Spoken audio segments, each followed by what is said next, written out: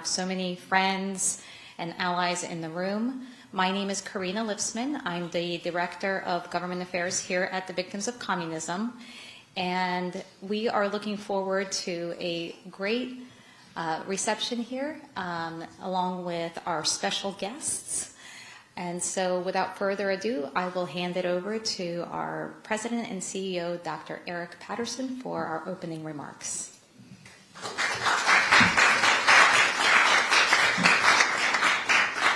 Well, good evening and welcome.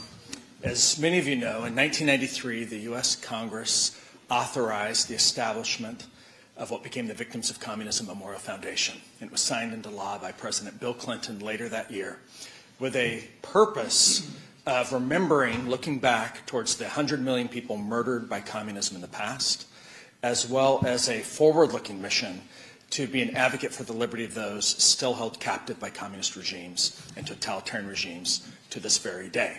And of course, this China Forum in its 11th year fits right into the heart of that mission. And so tonight and then tomorrow, you will hear from some of the best minds helping us to understand the context, but then also helping us to be thinking about what can be done. Of course, an event like this could not happen without the generosity of a number of sponsors, and I'd like to draw your particular attention to our hero and freedom sponsors, the Sarah Scaife Foundation, the Taiwan Foundation for Democracy, and Catherine Wendell's. So would you help me in thanking them, please?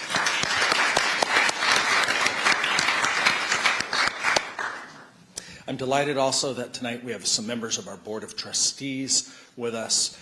Later from this evening, you'll hear from Ambassador Paula Dobriansky. We also have Ambassador Aldona Vash and the Honorable Bruce Weinrod. Thanks for joining us tonight, as well as members of our academic and advisory councils, including Dr. Carol Edelman. Carol, thanks for being with us tonight as well. Well, with that, let's get right to the heart of the matter. We couldn't do this work, this China Studies work, without the leadership of a great public intellectual, researcher, and advocate. And of course, you all know him, Dr. Adrian Zintz. Adrian, please come.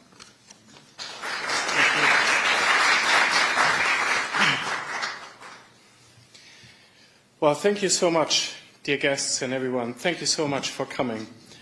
And welcome to day one of the China Forum. This year we're holding the 11th VOC China Forum. Initially, this was a one-day event when we started out, with a focus on policy and academic analysis on this very overarching or important topic. Several years ago, we decided to add a half-day event tonight to focus more specifically on the victims of the crimes perpetrated by the Chinese Communist Party. And this year, the focus of day one is a very important and emerging topic, the topic of transnational repression. We often think of authoritarian control as something that happens inside a country's border. But what happens when dissent moves abroad? In recent years, authoritarian and, of course, particularly communist states have skillfully adapted to our globalized world. They've developed a new toolkit to reach beyond their borders, to monitor, influence, and silence their critics, whether they are political exiles, activists, or simply members of a diaspora community. This strategy is now increasingly known as transnational repression, or TNR. This does not merely involve a few isolated cases.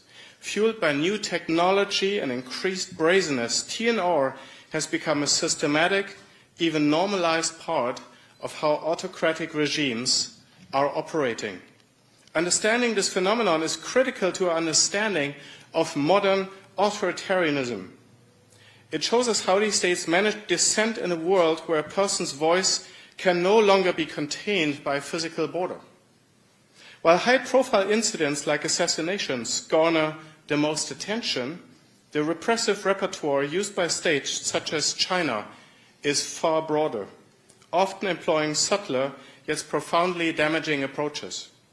The spectrum of tactics includes digital and physical harassment, coercion by proxy, which refers to attacks on a family of diaspora members in order to silence them, infiltration, disinformation campaigns, and so on and so forth.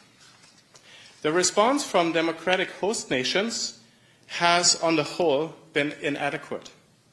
There are too many instances where victims reported credible threats to Western governments, only to find their reports met with a lack of tangible protective action. And there's even people, Uyghurs, Tibetans, and others, Hong Kongers, sitting in this room who have experienced that. This inaction is partially explained by the strategic nature of the threat. Autocratic regimes have evolved their tactics and supplemented overt coercion with less visible, yet equally sophisticated mechanisms of control. These, what I refer to as low transgression tactics, often fall below the threshold of criminal prosecution in Western host countries, leaving law enforcement and security services without clear mechanisms to intervene.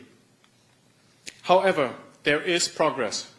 Based on my own recent discussions with government officials in Ottawa, London, and Berlin, which I was able to hold this year, just in the last 6 months, I can confirm that transnational repression is in fact rapidly becoming an emerging priority on Western national security agendas. In June 2025, the G7 statement facilitated by Canada provided a formal acknowledgement of the threat. This statement explicitly condemns TNR as, quote, an aggressive form of foreign influence that undermines national security, state sovereignty, the safety and human rights of victims, and principles of international law. This recognition reframes TNR not merely as a diaspora protection issue. This afternoon and evening are dedicated to this important topic. We can look forward to 3 segments this evening, 4 segments, I'm sorry. First, we will hear from Grace Jin Drexel, daughter of Pastor Ezra Jin, who was recently arrested by Beijing for his Christian faith. And thank you for being able to come. Second, we will have a fireside chat. Why is there no fire? No, just kidding. The fire is still being made. We will have a fireside chat where VOC trustee Ambassador Paula Dobriansky speaks with Mike Gallagher about the TNR threat in the United States and the efforts of Congress to combat it. And thank you so much, Mike, for coming and doing this. Third, we will have a panel on TNR with scholars and representatives from key affected diaspora groups. Fourth, last but not least, we will have a book talk featuring the book title Unbroken by Rusha Nabas about her indomitable fight to counter the CCP's ongoing genocide against the Uyghur people, despite herself encountering sustained transnational repression. So a practical example of the very phenomenon we are talking about. Thank you so much again for coming.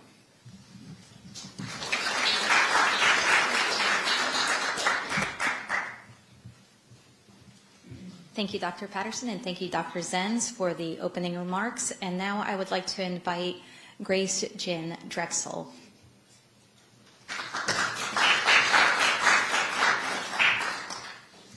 Thank you so much, everyone. This is probably one of my first time speaking, so I'm a little bit nervous. But on October 10th, my father, Pastor Ezra Jin, was taken by the Chinese authorities along with nearly 30 pastors and church leaders from Zion Church.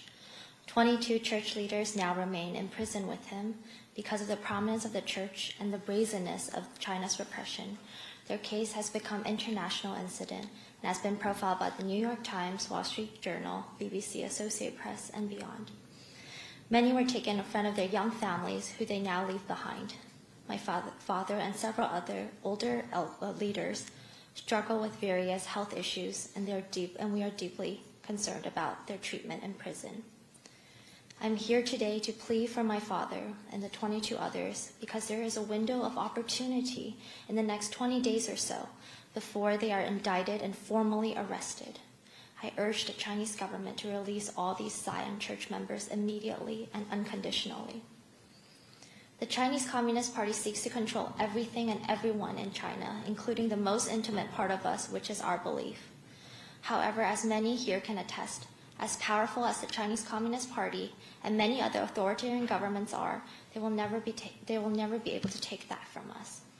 Even in the case of Zion's Church's own history, we've already seen how government attempts to coerce and control the faithful have backfired, laying bare the hollowness of the authoritarian ideology, the strength of faith, and ultimately growing the church.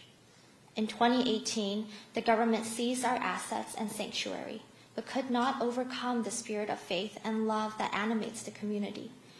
That pressure pushed us to develop a hybrid online-offline model that went nationwide, growing the church to the largest it's ever been, often reaching 10,000 individuals daily. And yet I admit feeling despair and helplessness when my father and others who are merely trying to live out their faith in God's word and to serve families and communities around them are persecuted, dragged away from their homes in handcuffs. My father is now in prison because of his love for China and for its people. He had multiple opportunities to settle abroad and each time decided to go back to China. He knew the risk and chose to minister and serve in a land that was hostile, and I believe that is the type of faith that the CCP fears the most.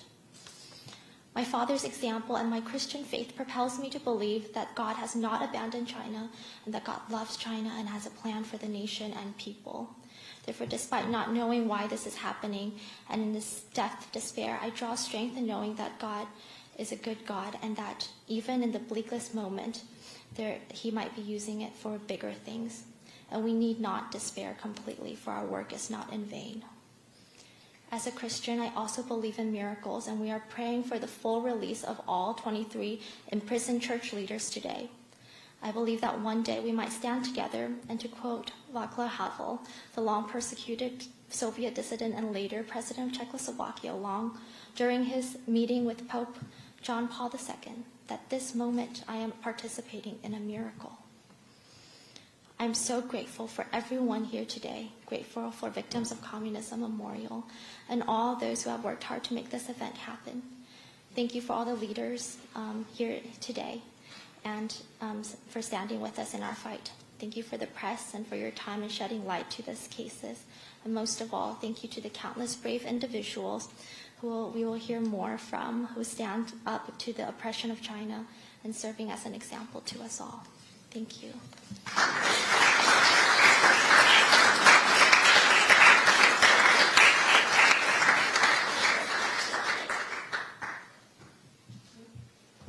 Grace, thank you so much for sharing that. Obviously very recent and heartbreaking to hear, but this is the reality of our world today, and we are all going to pray that your father, as well as the others that were taken, are safely back to their families. And with that, I would like to invite our guests for our fireside chat, Ambassador Dobriansky and Mike Gallagher.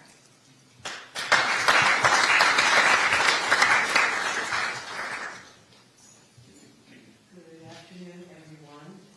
And let me first turn this mic on, and let me first just thank Eric and Adrian for organizing the China Forum, and also Grace. We're very deeply touched that you're with us today.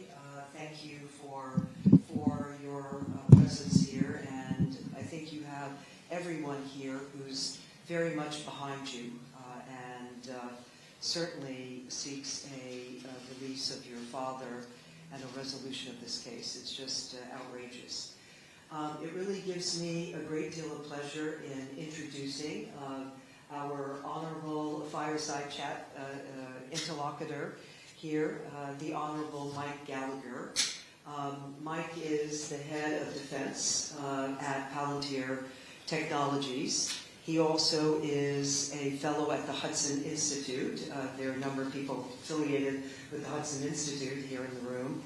He also certainly is well known during his tenure in serving in Congress from the 8th District of Wisconsin from 2017 to 2024. He was a very outspoken, aggressive, and engaged and impactful chairman of the House Select Committee on the Chinese Communist Party. He was also chairman of the House Armed Services the, I guess it's the forum that was on cyber information technologies and innovation, if I have that right, and also a member of the Permanent Select Committee on Intelligence from 2019 to 2021. So we're really very pleased that you could be here. As you heard, the theme is really focused on transnational repression. But I want to begin with looking at what you have really been focused on and how this fits in it and how you can comment on it. During your tenure as chairman of the House Select Committee on the Chinese Communist Party, you said and you've written about that the need is to win, but not just to manage the Chinese competition with China and the Chinese Communist Party. So the question for you is, what are the most effective strategies here? Say a word about the geopolitical environment that we're in. What are the tools at our disposal? And how can we deal with this very egregious violation that's not only in China, but it's outside of China. It's global. So welcome again to you, and look forward to hearing your views. Well, thank you, Ambassador. I've long admired your career, and it's been fun to collaborate through the years, and I have to say, your Halloween swag is A+. Halloween is big in my house right now, so I'll just take a picture. I'll send it to my daughter. Thank you to the Victims of Communism Foundation. This is an incredible national asset we have right here. And so if this is your first time here, or if you're a longtime friend, please spread the word. We want as many people as possible to come and see the incredible resources on display here. And I think an underappreciated part of what the OC does that really wasn't apparent to me until I checked the committee was sponsoring world-class scholarship. Dr. Zenz is a great example of that, and the work produced by this organization was absolutely essential to our work on the China Committee. So thank you to GSC for everything you do on this important topic. For this whole discussion, the caveat is Kissinger has this line in his memoirs to the effect of the intellectual capital that political leaders bring to office gets consumed. They don't create more of it while in office. So 8 years in office drained all of the brain power that I had, which was meager to begin with. And I look at this august, distinguished audience, and I don't know what I could possibly say that's of interest to you. I said it all during my 2 years training committee, but I'll try not to be totally boring or rehash old arguments. If you look at sort of the article that I published with Matt Pottinger in Foreign Affairs, No Substitute for Victory, 80% Pottinger's ideas, 20% mine. But that was a powerful 20%. The less boring 20%. But Matt's a true expert. We tried to articulate what a sort of goal or end state for U.S. trans strategy vis-a-vis China would be. Because one thing that struck me in Congress was, while we spent a lot of time talking about the ways and means of U.S. strategy, and there was broad agreement between Democrats and Republicans, there was really no agreement, let alone or even discussion, about what we were trying to achieve over the long term.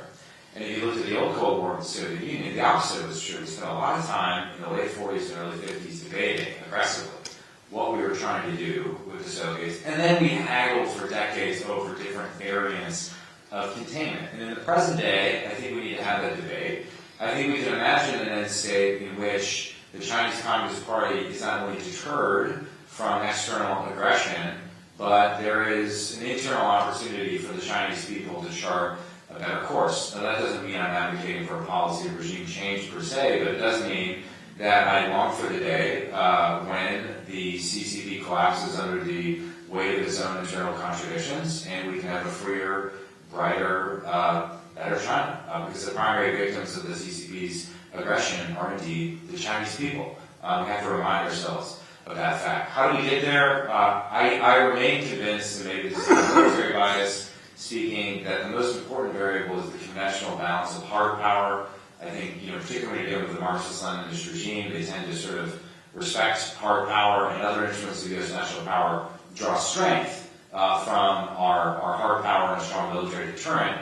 But that does not mean that we subordinate issues like human rights, or a lot of issues that the DOC is focused on, to pure security considerations. In fact, I think we lose nothing by prioritizing those issues, particularly with the current regime in China. And I think it actually adds to our overall deterrence strategy to shine a light on what the regime is doing internally in perpetrating a genocide, what's it's doing externally in terms of transnational oppression.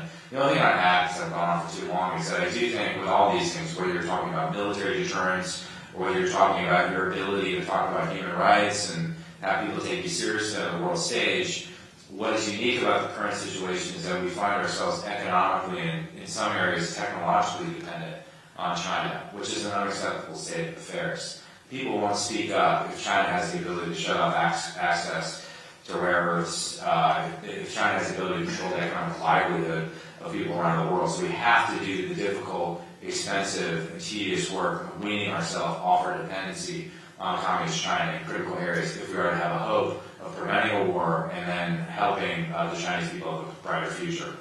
So clearly by pursuing that kind of strategy, we'd be laying down very clear markers as to what we stand for, what we will do, what we won't do.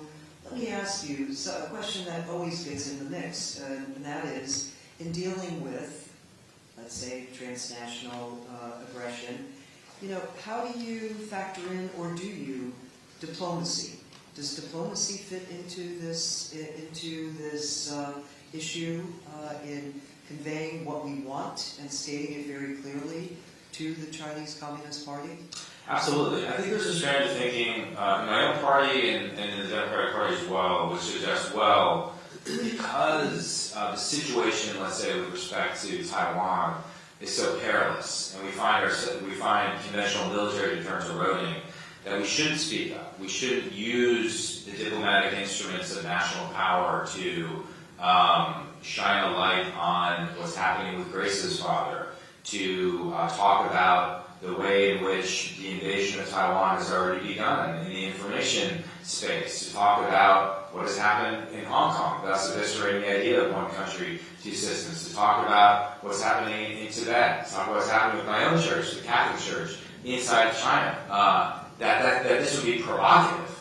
I would encounter this all the time on the committee. It's like, if you say this, it'll be provocative. Or if you take, in the economic domain, if you take steps to defend yourself with robust export controls or with guardrails around outbound capital flows, that somehow this would be provocative. I think there's a fundamental misunderstanding of the enemy that we face. It's a fundamental understanding of what I call the Padre paradox. Though I'm sure Matt stole it from Diamond or Bob or some other expert in the audience, which is to say that when you're dealing with a Marxist-Leninist regime, the more you try to accommodate them, the more you pull your punches, the more aggressive they become.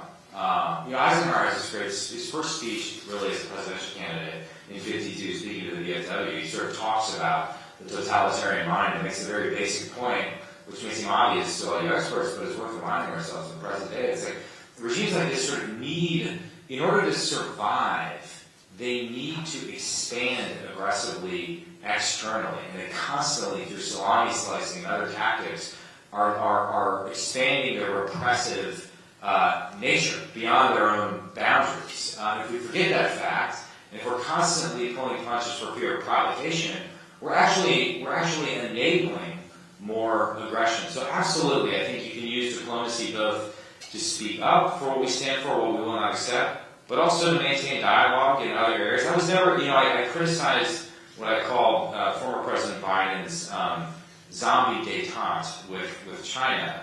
I'm not saying never negotiate or talk to the CCP. I mean, that would be illogical. But do so from a position of strength, and do so with a clear-eyed understanding of who's sitting across from you on the other side of the table. And at least remind yourself that in modern history, the CCP has violated every agreement that it's signed up to. And so therefore, you should be very skeptical about things that are hashed out, in Brussels or wherever we do. I think the point is well taken about the balance of influence here. Could I make up, it's so nice to have people listen to me again. Wow, I feel like I'm back, drunk. dangerous. Don't give me a microphone. I wonder, push back, because you have more experience in this area. I think we in America sort of think in this binary, like, diplomacy or war, black, white. The eagle's either facing the olive branches of peace or, the arrows of war. Like, that's not how the world works. And that's certainly not how China operates, right? I think they're far more comfortable in the gray zone. Everything is gray, right? Everything is sort of some state of war. And we need to get more comfortable pushing back in the gray zone and not look at it as a binary choice between, okay, well, now we're doing diplomacy, so let's put the brakes on everything that's more competitive, if that makes sense. No, it makes perfect sense. Personally, I agree, and that's why I use the word balance. Yeah. I think you have to balance, the tools and instruments that one uses to get results. There's a great George Kennan Wisconsinite quote where he says, you have no idea how much it contributes to the general politeness and pleasantness of diplomacy to have a nice little quiet armed force in the background. I was going to say, I think Reagan actually took that approach. Yeah, exactly. We know that the Chinese have really leveraged economic instruments, and they've used it to the core, especially in terms of leveraging and pressuring others to support their policies. And tragically, going back to the theme here, that's another area where some have become very complicit because of this economic leverage. So what do we do to get around that, actually? Well, first, I think we have a long way to go in terms of raising general awareness of what transnational repression is and the different forms it takes. And I'll admit, when I was first introduced to this term, I thought it was sort of the latest DC jargon, right? Transnational repression. Anything with an acronym, I'm very skeptical of, okay? I once tried to outlaw the use of acronyms on a subcommittee that I chaired. That was a military subcommittee. But asking general officers to speak without acronyms is like, it's a very difficult thing to do. But if you look at what we did on the committee, and really where my awareness was raised, and the light bulb went off for me, one of the very first events we did, and a lot of people in this room were there, was to do a rally outside the illegal police station in downtown Manhattan, which when I first read the reports suggesting this was happening, I thought this can't be true. Like extrajudicial repression on American soil in the heart of Manhattan, where we have like 1 billion police officers, American police officers, like this can't be possible. But when we did that event, I was struck by how many people came out and the reaction that it had. And I sensed in that moment that people were desperate even for our committee, which had just been formed and nobody really knew what it was supposed to do, just to shine a light on this issue and talk about transnational repression. We went from there to a college campus nearby. We talked to students that were either Chinese students or they were Hong Kongers or even Taiwanese students that were targeted on campus, that were in some cases physically assaulted on campus. Imagine being a college student and targeted, being in America, in college in America, one of the promises of which is you're allowed to think freely and say all sorts of stupid things out loud. Thank God social media didn't exist when I was in college. I wouldn't have been elected. Imagine being targeted or physically assaulted on American soil. That's unacceptable. And so I think we have a long way to go just in terms of revealing what is happening on our own soil and throughout the free world. And to some extent, that was the main effort of this Select Committee on China. Yes, we were able to pass some legislation. Yes, we did traditional committee things like hearings and reports. But more than anything else, we tried to use the committee as a way to communicate with the American people about what was happening on American soil. And from that activity emerges all sorts of policy ideas and legislative ideas and things we can do to prevent it. But I would say that's job 1, 2, and 3. And again, why it's so important to have forums like this to spread the word on what's happening right now. I want to build upon what you just said, but I want to pause for a moment because I am going to be turning to the audience. Now, I've been told that there were cards. There are cards. So if they haven't been passed around, we should pass them around. So definitely, so that people, if you want to write a question, write your question. That's how they are organizing it, and then we'll pass it forward so I can get your questions in this case. Does that prevent hecklers from yelling? But definitely, please, Please vote me out of office. If anyone does want, please motion to her, and maybe it's on that side as well. Okay, great.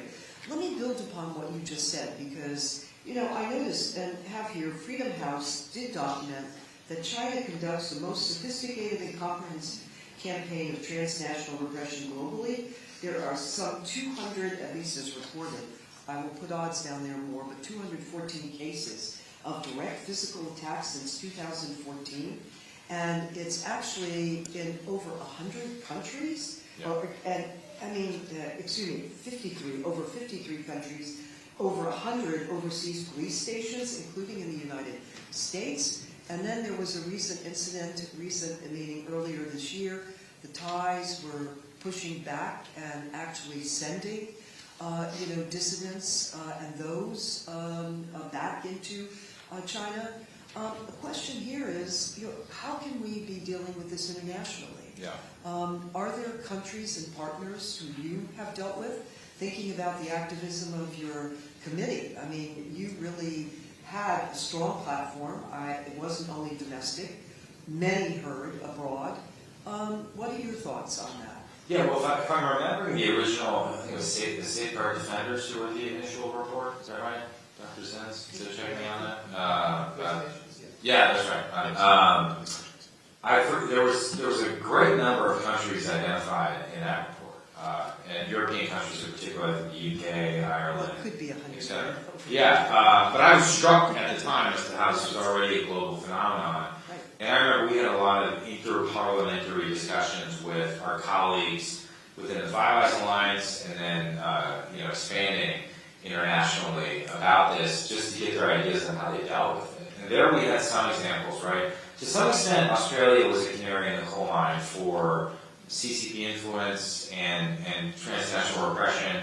A lot of what we tried to do in the first Trump administration with PLA-affiliated researcher bans, for example, was the outgrowth of the work of a young Australian academic named Alex Josky.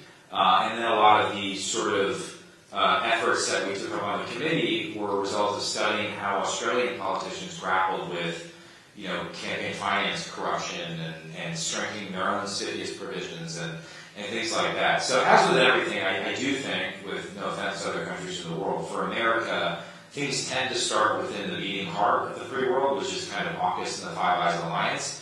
And there I came to really appreciate the personal relationships one has to build with other legislators in other countries to get anything done. Some of my closest friendships in 8 years in office were with my counterparts in the UK, for example, Tom Tugendhat, who's been an incredibly strong voice on all these issues, Andrew Hastie, who's the Shadow Defense Minister in Australia. We kind of formed this international band of brothers, and it was just a great way to come up with ideas, pool resources.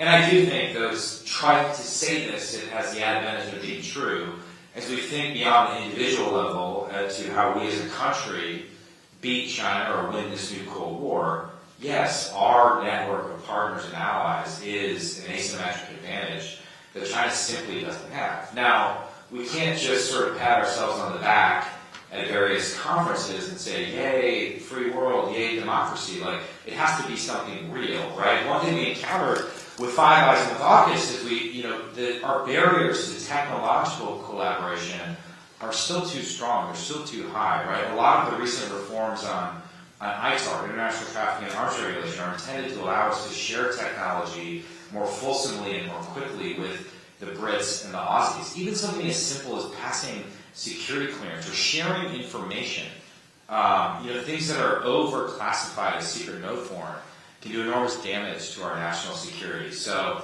and then when it gets to actual policy, again, I'm starting to go on, I've always thought we had an unrealized opportunity when it came to cross-border data flows, for example. So I did the TikTok law. TikTok was always a small microcosm of this bigger issue. How do you manage cross-border data flows, right? And this is a very difficult thing for us to wrap our head around. The organizations we have in the U.S. government for dealing with it, something called ICTS, in Congress in particular, are new, they don't have a lot of resources. We're still kind of trying to come up with a framework for how you regulate cross-border data flows. Well, I think back in, gosh, at least 7 years ago, then Prime Minister Abe, check my math on this, gave a beautiful speech in which he talked about a vision of data free flow with trust, where basically you would align within sort of the free world first, but then expand to countries who are willing to adopt our high standards and respect for both security and privacy, adopt sort of an international model for how the free world can regulate cross-border data flows. And that's one example of how you can sort of build alliances and coalitions in the economic and diplomatic domain that really give us an advantage vis-a-vis China. And just to hammer home another obvious point that everyone in this room probably already knows, that as we think about that advantage, we should remind ourselves that I don't think China, or the CCP in particular, is interested in having allies in the sense that America would think about it. They're interested in having states that they can control. They're interested in having vassal states. In the Middle East, they're interested in having reliable sources of hydrocarbons that they can control. We want allies and partners that can defend themselves. We will respect their sovereignty, but we all want to abide and play by and enforce the rules of the road internationally. And I'd rather be on that team than the other team. We have a number of questions I'm going to go to. I was going to ask you about technologies, because the Chinese use cyber technologies, digitalization, and attacks on many dissidents and those who have their own views. And this is a connected question from the audience. How do you, or should private companies deal with this issue? Well, I've always thought that the Reagan time for choosing speech, he meant it in a domestic political sense. For all the criticism I got from the business community saying, decoupling is a fantasy, you don't know what you're talking about, you haven't been to China, I go to China every day, and Leo Hutt tells me all the great things about what China's doing.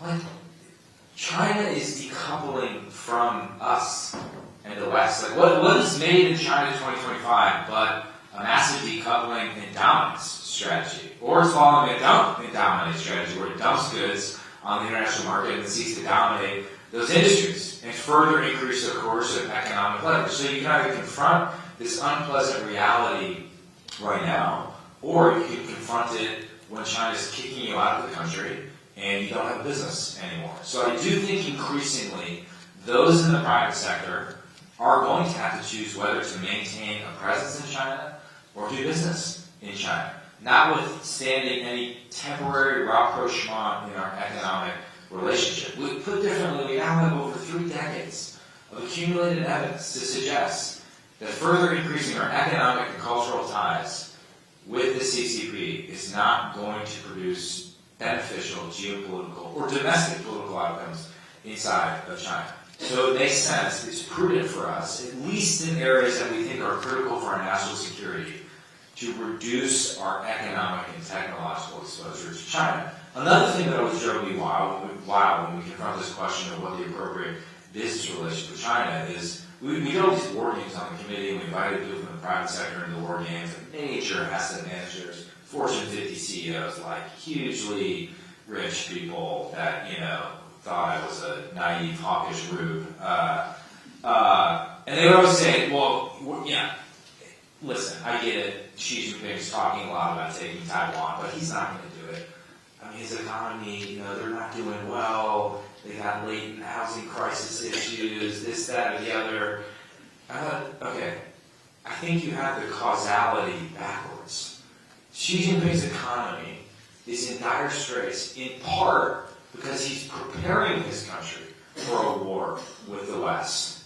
Like, this could indicate that a war is more imminent, not the opposite, as he tries to sanction-proof his economy. And he gives speeches talking about eating bitterness and preparing for pain. And by the way, I think their willingness in a system like that, a techno-totalitarian dictatorship, to endure pain, or at least foist pain onto their own people, is far higher than ours in a democracy. They're willing to sacrifice lives. This is one of the unbroken lessons from the last time who fought the communists on the battlefields in Korea. Their willingness to throw away lives for the pursuit of a ruthless geopolitical purpose is far higher than ours is in America. So we have to factor all these things in to our, not only our deterrence strategy, but our economic strategy as well. I just angered all of corporate America. But maybe I'll just leaven it a little bit by saying I fully concede it is not easy after over 2 decades of trying to integrate China in the global economy and encouraging our business community to go there so that we can all have cheap stuff, to suddenly rebalance supply chains or get out of your manufacturing position in China. And I do think there's a lot of naive thinking in this town in particular around, well, it's easy, we'll just, pick everything up and we'll shift our manufacturing presence to India. Okay, that doesn't happen overnight, right? There's hard sometimes to do business in India. I would love to see a closer economic and security relationship with India, but that's going to be the work of decades, not days or weeks. You got a lot of questions here from the audience. That's why I've been filibustering, so I don't want to. I'm trying to synthesize a few, but one did relate to the very thing that I just asked you about technology here. China is using surveillance data sets from its own, data sets, it looks like, from its own people to build large generative AI models that are aligned with communist ideology like DeepSeek. And so here the question is basically, was this an issue that during the time you were chair of your own committee that you focused on, or now you know about AI and how technology has been used against its own people? I would say we didn't really, if you read our economic report, there was a lot of recommendations in there related to AI and critical technology that enables AI, semiconductors in particular. But it wasn't something, DeepSeek hadn't yet happened when I chaired the committee, and it wasn't something we paid sufficient attention to as I look back on it. As I now look at it from the perspective of sort of someone who works at a defense technology company and does a lot in the AI space, I think we really have to appreciate the lead we had in the AI race, which could have been mattered in measures of months, maybe half a year, a couple of years ago, is now like a knife fight that's measured in days. I would further argue that in such a race, where the goal is to win, you can't think of it just like a marathon, where everybody runs their own race and the fastest person wins. It's a full contact sport where you have to play both offense and defense. So yes, we should offensively be taking measures to make it easy for the best and the brightest globally to come work in America on advanced technology, AI, quantum, synthetic biotech, etc. That is one area where we still have a narrow advantage, but China's catching up. The amount of state resources they're plowing into these areas. Obviously, civil military fusion makes it easier in some cases for them to dedicate state resources. The way in which they've corrupted Western scientists and corrupted Western universities in many cases. The way in which they've unrepentingly steal our intellectual property in various advanced technology spaces. However, defensively, I do think we need to take steps to slow them down. I don't think it would be wise to allow the CCP to leverage our most advanced semiconductors. I just don't see. If you look at what's happening in space, it's the equivalent of giving them access to like a city's worth of like super geniuses. We don't want that to happen. So we need to take steps to make our export controls more effective. There's an argument against export controls that suggests they don't work. We try to do them, they don't work. If you look at sort of our export control regime, it's riddled with loopholes, exemptions, licensing exemptions, such that we've never actually really run the experiment about what a coherent, simple, but strong export control regime vis-a-vis China would look like. So that's a long-winded way of me saying they're catching up. This should have been a Sputnik moment a long time ago, but for whatever reason we haven't sort of had that national call to action. By the way, I'm actually very encouraged by some of the steps this administration has taken. One of the AI czars at the White House, Sri Ramakrishnan, incredible genius, and the work he is doing, this is a guy who left a very lucrative private sector career to work for the government, and I think he's striking this balance between offense and defense pretty perfectly right now. We're lucky to have him in that role. This question, I think you really already hit upon it. I'm sorry. Water It's a there. nervous sick. I just keep drinking water. I was up late last night watching the Packers destroy the Steelers, so get dehydrated.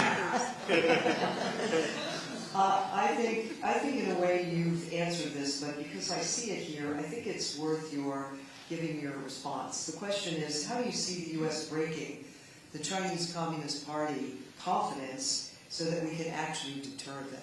Yeah, well, one thing I took away from the very first hearing we did, it kind of gets to sort of the paradox in dealing with a regime like this. Is, on the one hand, a country this large and economically powerful, and a regime where power is concentrated, 9 people or increasingly 1 person, seem to be really intimidating. And when you're looking at the biggest conventional and strategic buildup of military powers since World War II, if not greater than that, this can be very intimidating.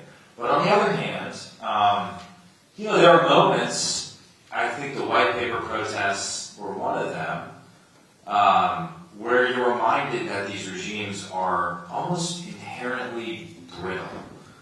And if you look at the old Cold War, for how long did we sort of, think or tell ourselves a story that, there would never be like a final resolution to this competition, and the Soviets, we just have to learn to live with them forever, and just things can turn pretty quickly. It's like the old Mark Twain line of how you go broke, gradually and then very suddenly.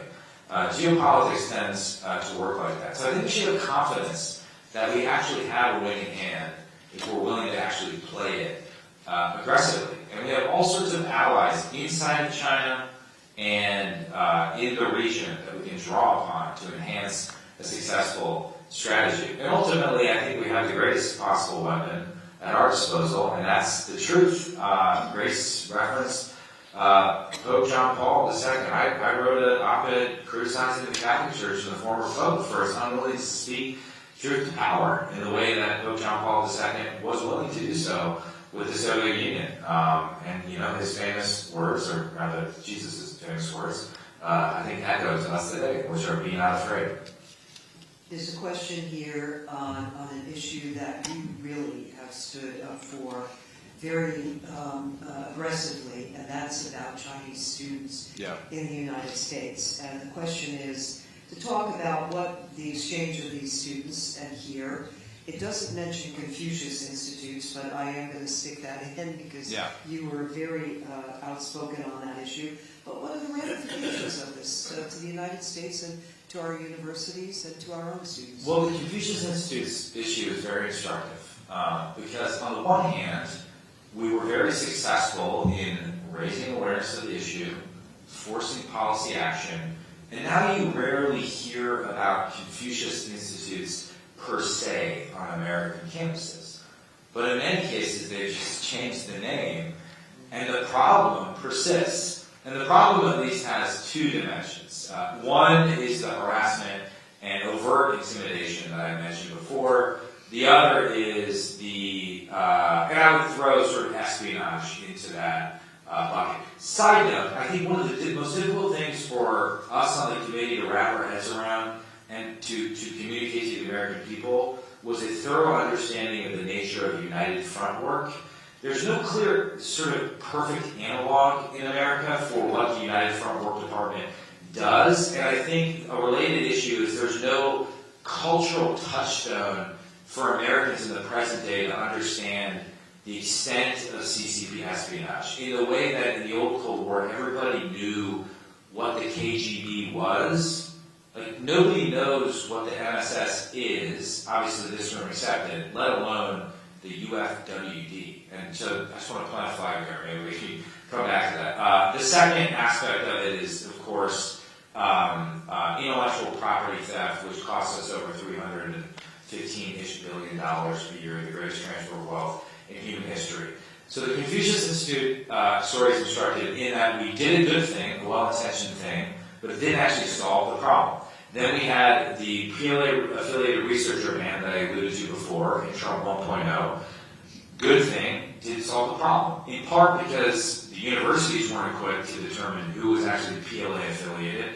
But oh, by the way, our own law enforcement and intelligence organizations were not equipped to go to universities and tell them, this person's PLA affiliated, that person's okay, this person's United Front Work Department. We sort of had a big gap in expertise and resources at this problem. So I came to believe that we actually need a much cruder or blunter instrument, which is a more expansive prohibition on CCP-affiliated students at our universities. And for those who say, you can't possibly do this, how could you advocate for Chinese students not having access to American universities? Well, if I place what should always be a basic principle in our interaction with China, the principle of reciprocity, if you look at the numbers, our students aren't given the same level of access. And two, I go back to the basic point of, okay, we fostered all these cultural exchanges and educational exchanges, and I'm sure that there are individual cases where this has benefited the students or even benefited our country in some small respect. But on balance, the relationship between the two countries has deteriorated, and China and the CCP has gotten more powerful, and we've gotten less powerful as a result of this fundamental bargain. And oh, by the way, the universities are making a ton of money off this arrangement, and I challenge you to find university departments that are speaking out aggressively against the genocide in the Xinjiang province or transnational repression. I'm sure it exists. I'm sure you all know, maybe you're affiliated with the universities, but everywhere I go, I see like a China center, and I click on like the area devoted to Taiwan, and the language seems deliberately lifted from like the United Front Work Department handbook. It's crazy, it's soft, it's flaccid, it's not true, it isn't advancing the cause of truth. I thought Harvard's motto was Veritas, truth. I'm not just crapping on Harvard because I went to Princeton, okay? But, sorry. Speaking of Taiwan, there are several questions about Taiwan. And by the way, when these cards were handed out, I was going to suggest that people write who it's from. In this case, this is one that did identify. It's from the Taiwan Central News Agency. Oh, right. So specifically, they asked, what's the GOP stance as you see it on Taiwan at this time? But let me stick in one more, which is an excellent question on the topic that we're discussing today. What role can Taiwan play here? Yeah. With us on China and the transnational repression. Well, maybe I'll go in reverse order. Obviously, I think nobody has better experience or understanding with TNR or efforts to meddle in one's free society than one of the world's most vibrant democracies in Taiwan. And I think a critical role for Taiwan to play, from the president to the minister for digital affairs to everybody, individual citizens, is just merely to talk more loudly about what China is doing to effectuate reunification or an invasion of Taiwan via instruments other than war itself. And of course, I have no doubt that Xi Jinping would prefer the fruits of war without having to go to war. If he were to be able, via political warfare and ideological warfare, to capture Taiwan, that would be his preferred strategy. And I fear that's a strategy he's pursuing very aggressively. So Taiwan has an enormous role to play in telling its own story in recent history to the world, but it's incumbent upon us in America to listen and echo what's happening there and not turn a blind eye. Which leads, I think, to the first question, the second question. I think the GOP stance remains unchanged, which is, the official policy of America could be summarized as we're committed to helping Taiwan defend itself. I think it is a matter of bipartisan agreement that we should aim to help Taiwan porcupine itself, improve its defenses. I am not personally concerned about, some grand bargain gets cut and Taiwan, is part of that grand bargain. I don't see any appetite for that here domestically in America. But I do think American politicians or anybody that's in a leadership position has to, and to some extent this is what we try to do on the committee, constantly find ways to communicate to the American people why Taiwan matters for America, why it's in our own interest to help defend Taiwan, and why, as I would frequently say, Las Vegas rules don't apply. What happens in Taiwan won't just stay in Taiwan. Taiwan is just the first step in the CCP's efforts to completely dominating the region and eventually dominating the world. I have just two last questions, and I apologize. There were quite a few questions here, and so I apologize for not being able to take all of them. You give very comprehensive and robust answers, so that's a nice way of saying long-winded. No. Vapid. Yeah. So my first one here relates to the allies. The question is, what would you recommend the administration resuscitate in our relationship with our allies and in dealing with, these issues? These core issues with China, and here it goes beyond. It's rare earth supply chains, AI. Just how do you see it? Well, I was very heartened to see President Trump's meeting with Prime Minister Albanese. I thought that was a positive step. Reaffirming our commitment to AUKUS, and there I think if we did nothing else in the defense industrial base in America, then realize. I'm a Marine Corps officer by trade, but a naval officer technically. I'm a navalist. You look at the map of the Pacific, there's a lot of water. We need a bigger navy, etc.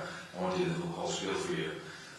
The North Star that should guide our efforts, our defense planning, should be this so-called 2 + 1 + sustainment goal. That's our ability to build 2 Virginia-class subs a year, 1 Columbia-class sub a year, and then sustain our AUKUS commitments. That is a very difficult thing to do. Congress has paid for more than 2 Virginias a year. It's getting 1.2, maybe less than 1.2. Our ability to build ships on time and on budget is broken. That is how we maintain our long-term deterrence right there. And there, we need the President, we need the Secretary of Defense, we need leaders in both countries to be waking up every single day, making industry nervous about their ability to deliver. So I'm just saying there's more we can do even within AUKUS to leverage allies. Then there's the pillar 2 of AUKUS, which is all about how we collaborate in advanced technological areas. And I alluded to the barriers that exist. We've broken down some of those barriers. Congressman McCall, some others did the Lord's work in terms of ITAR reform, but there's more we can do to build out something resembling truly an international technological industrial base between us and our closest allies. And then I think if you look at the Middle East, it's reminding us of something which is incredibly important. In order to have extended deterrence, right, and traditionally this is America extends its own capabilities, particularly nuclear capabilities, to enhance deterrence in a particular region, I think you need to add an element to that. Where we have lethal allies that have game, that can defend themselves and scare the you-know-what out of bad guys in the region, we should double, triple down on that relationship. Israel's a good example of that. We have allies in the Indo-Pacific that are rearming. I'm very optimistic about new leadership in Japan.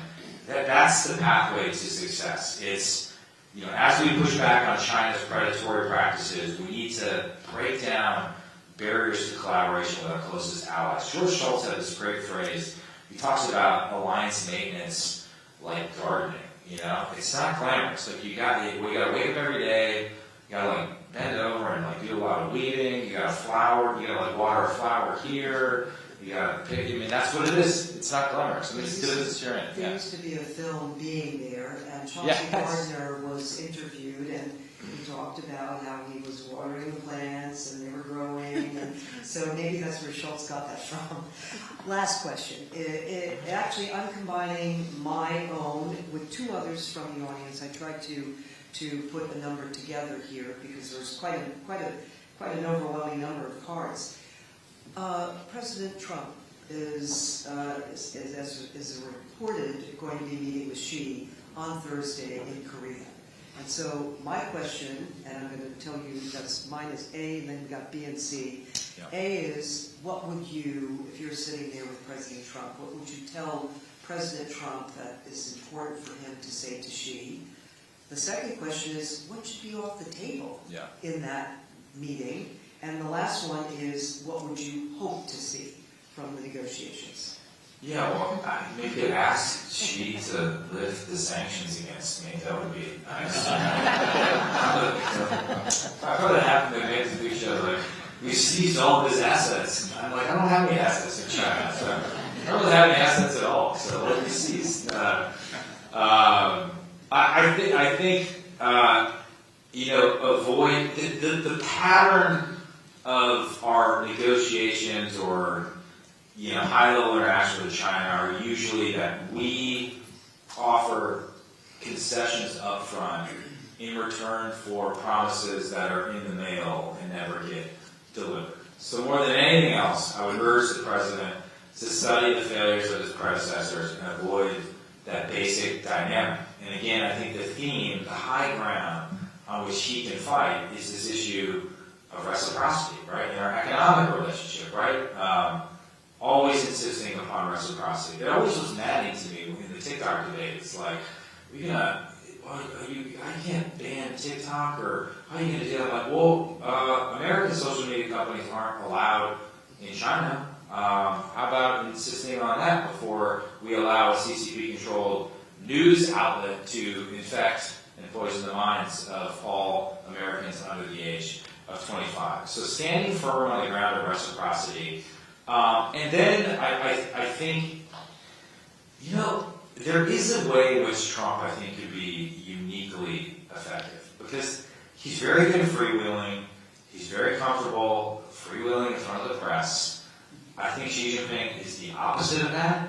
Like, to go back to the brittleness of the regime itself, there's also brittleness to Xi Jinping as a personality. I mean, this is like a humorless man and a humorless regime who is afraid of, like, Winnie the Pooh propaganda. So there is like a way in which Trump's style almost gives him an advantage in these interactions. So what would be off the table? Obviously, Taiwan. I think any concessions when it comes to access to advanced semiconductors should be off the table. And maybe this is a combination of what to say and also what not to take off the table. And maybe a good way to end is, why not elevate human rights? Why not talk about just the atrocious things the regime is doing within its borders and outside its borders? I think our president loses nothing by taking a page from Ronald Reagan's playbook. And in a way, also then connecting directly with the Chinese people, who are not our enemy. I mean, Reagan did this brilliantly in Moscow, at his Moscow State speech. He did it brilliantly, I would argue, at Fudan University in China. He was just sort of this master at sort of subtly creating a wedge between the regime and the people, and drawing upon Russian history and literature to advance the cause. And I think Trump could do something similar. Well, the Honorable Mike Gallagher, first, thank you very much for coming today to the Victims of Communism Memorial Foundation. All of us really appreciate your being here, and you're kicking off the 2-day China Forum. And as always, you did not disappoint. In fact, not only did you not disappoint, but you took a very serious topic, and somehow or other, you even add in a lot of humor, if I can say that. That's a feat. Please join me in thanking you.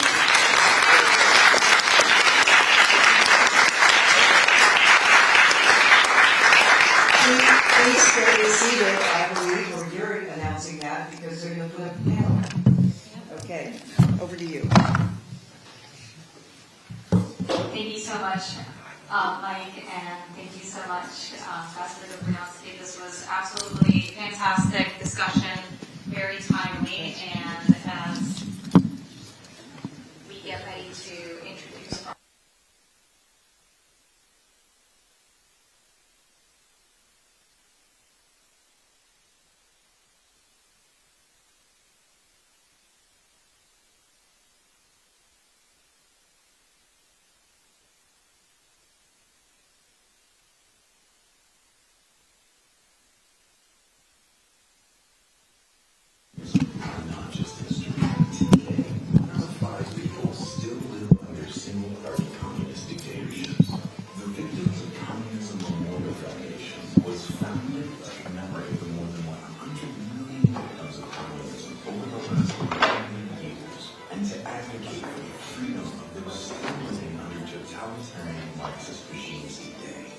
vision is a world free from the falsehood of communism.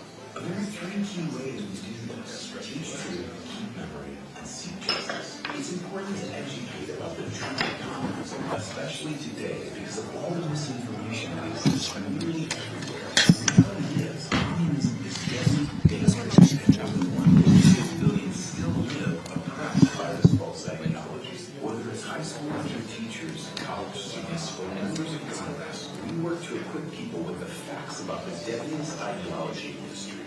We also strive to keep memory, which means preserving the stories of those who were killed by communist regimes. It's important to keep their memory alive so that we never forget just how horrible communism is. This is why we have annual events to commemorate their lives and tell their stories through art, literature, music, and film.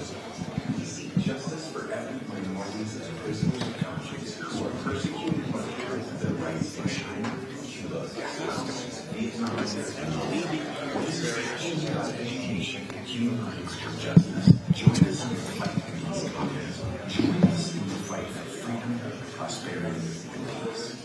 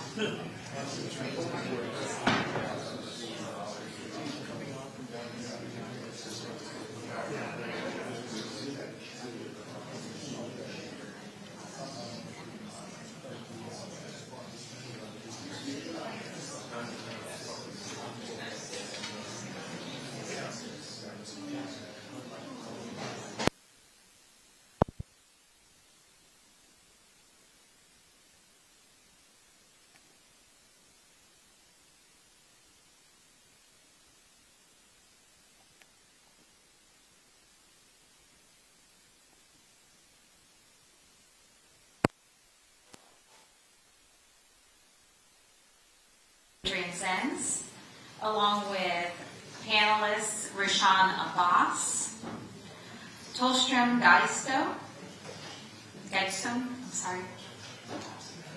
Francis Hugh, and Edward Lemon. Please come forward.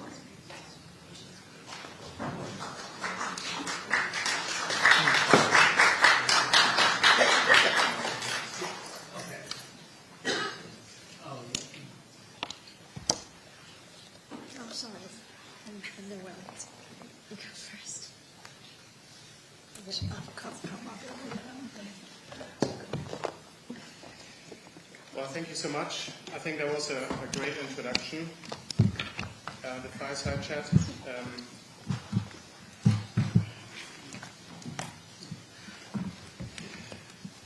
And now I think comes a very important part. Is this microphone on, by the way? No, it's not on, right? Should I be using this one, maybe? Okay, there we go. Apparently you have to press a button. I'm still learning. But we're now going to have a panel with the actual people who are right in the thick of it, who have experienced, who are experiencing transnational repression, who are studying it, who are dealing with it in the different diaspora communities related to the People's Republic of China. And in a minute, I will be introducing our distinguished panel. But I'm first starting out with just a couple of introductory remarks about the topic. I'd like to make some remarks also on current work that we are doing here at Victims of Communism on transnational repression. I'm doing this together with my colleague and research assistant, Morte Öklet, who is not here. She's based in Seattle. We're in the process of working on a research report on transnational repression. And based on that, I'm not going to talk about the substance of this report, but I'm going to offer some remarks that frame the topic conceptually, that help us to understand how can we get our heads around this fairly recent phenomenon and its impact. And then I'll be introducing the panelists, I'll ask them some questions, and we will again have Q&A from the audience. Now, the word TNR, or transnational repression, has been used multiple times now this evening. Very interestingly, the very notion of transnational repression provides an inherent limitation, a conceptual limitation.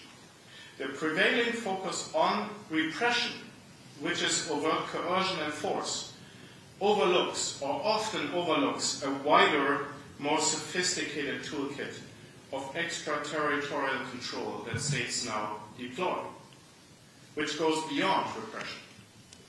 To grasp this full spectrum, the research that is being produced by us at the moment proposes a more comprehensive framework based on the concept of transnational authoritarian control. And I'm not talking about this in order to promote my ideas, although maybe I am, who knows. But because I think there's an urgent need to actually broaden the debate, to widen the debate, and to show some of the same conceptual sophistication that we are being confronted with, that the victims are being confronted with. So the concept of transnational authoritarian control is based on the fundamental fact that transnational repression can essentially be understood as authoritarian regimes externalizing their domestic strategy, their domestic security strategies. Just as they maintain control at home through what scholars have identified as the 3 pillars of regime security, these same 3 pillars are now being projected abroad, I would argue. These are, first, transnational repression, TNR, the coercive stick that we're so familiar with, involving threats, violence, any coercive action. Secondly, this is complemented by transnational legitimation, or TNL. Legitimation strategies, the use of propaganda and narrative manipulation to enhance regime legitimacy and discredit critics. Of course, we're all familiar with that too. And third, transnational co-optation, or TNC, the strategic use of inducements or carrots to secure loyalty, collaboration, and political acquiescence. Now, the work that we're currently working on examines this 3-pillar framework through the PRC's campaign against Uyghur diaspora researchers documenting human rights abuses. We found that while direct TNR, transnational repression, such as digital harassment or coercion by proxy, remains a brutal reality, Beijing has also strategically evolved. It increasingly employs what we recognize as transnational co-optation. For example, the state first manufactures a vulnerability by severing all family contact and then offers the conditional restoration of that right, such as a visa to visit the homeland or a dying family member in the Uyghur homeland or in other parts in exchange for silence, compliance, or even collaboration. This combined strategy is, according to our research, devastatingly effective, and of course others have done a lot of the same work. It not only obstructs vital evidence collection and inflicts profound psychological distress, but it also fragments the diaspora community from within. Our key finding is that the PRC favors these tactics precisely because they're high in impact on the victim, yet low in what one can refer to, or what we refer to as transgressiveness in the eyes of host nations. Transgressiveness referring to the illegality or the illegitimacy of an act. Acts that are low in transgressiveness rarely violate criminal law, creating ambiguity and paralyzing the policy responses of democratic host states. And one of the big problems, I'm sure this will come up, is of course the very fact that host countries don't know how to deal with this issue. This is the reason why our efforts to address transnational authoritarianism need a broad understanding of the challenge, from overt to covert, from explicitly repressive to deviously insidious. Scholars, activists, victims, and practitioners need to capture and counter the spectrum of the 21st century authoritarian toolkit, encapsulated in acts of transnational authoritarian control, be they through transnational legitimation, co-optation, or repression. Now, I've said enough. Let us turn to our distinguished panelists, and thank you so much for coming here tonight. Let me very briefly introduce our distinguished panel. We have, firstly, Dr. Edward Lemon, who is president of the Oxford Society for Central Asian Affairs. His research focuses on the global dynamics of authoritarianism, particularly an expert on transnational repression, more so than myself. He is co-author of the book Backlash, China's Struggle for Influence in Central Asia, which is about to come out next week. So maybe we should do a book talk next. Okay. I'm going in the order in which you are sitting. Francis Quay is the Policy and Advocacy Coordinator at the Committee for Freedom in Hong Kong Foundation and the founder and executive director of We the Hong Kongers. During the 2019 and 20 Hong Kong protests, Francis organized global solidarity efforts. Following the imposition of the national security law in 2020, she sought asylum in the US and became the first Hong Kong activist to be granted asylum here, apparently. In December 2023, the Hong Kong authorities, this was a highly publicized event, well publicized in the media, placed a $1 million Hong Kong dollar bounty on her under accusations of colluding with foreign forces pursuant to the national security law. So, talking about serious transnational repression. Next, we have Tsultrim Gyatso, Chinese liaison officer of the Office of Tibet in Washington, D.C. Tsultrim was born in Tibet and escaped to India when he was 13 years old. He has been active in promoting youth involvement in the Tibetan movement and engagement in Sino-Tibetan dialogue. He currently is serving as the China Director at the Office of Tibet here in Washington, working on youth outreach and government relations. And last but not least, we have Rushan Abbas, Executive Director of Campaign for Uyghurs, a group she founded in 2017 to advocate and promote human rights and democratic freedoms for Uyghurs. She started her activism while she was a student at Xinjiang University in Xinjiang. Since her arrival in the United States, Abbas has been an ardent campaigner for the human rights of the Uyghur people, who have, of course, experienced extensive transnational repression. Now, we also had on the panel Dr. Bao Fu. Unfortunately, he cannot be with us today. He suffered from some injuries, I believe related to a dog attack, but nobody has interviewed the dog about his or her motivations. So we shall not classify this as an act of transnational repression at this point. Now, the focus of the panel is on the evolving nature and the growing sophistication and the increasing prevalence of TNR, or, as we may say, acts of transnational authoritarian control in general. I would like the panelists to respond, take about 3 to 4 or 5 minutes to respond so that we have time for Q&A later. And we will again take written questions from the audience. You may access cards at any time here. I think we still have people going around. Yes. Raise your hand if you would like a card. So I'm going to sit down now, so I don't look like a speaker or something. I was just doing this because the space seemed a little bit tight. Now, I would like to first ask you, Edward. You've conducted extensive research on transnational repression in Central Asia with a particular focus on Russia and China. Now, based on your work, how would you say have TNR practices evolved over time? How can they be categorized? And in which direction do you think we need to think to keep on top of the dictator's evolving toolkit to kind of understand the strategic calculus? Well, thank you, Dr. Zans, for the invitation to speak at this esteemed panel. I'm not a victim of transnational repression. I'm a scholar who's worked on transnational repression for about the past decade.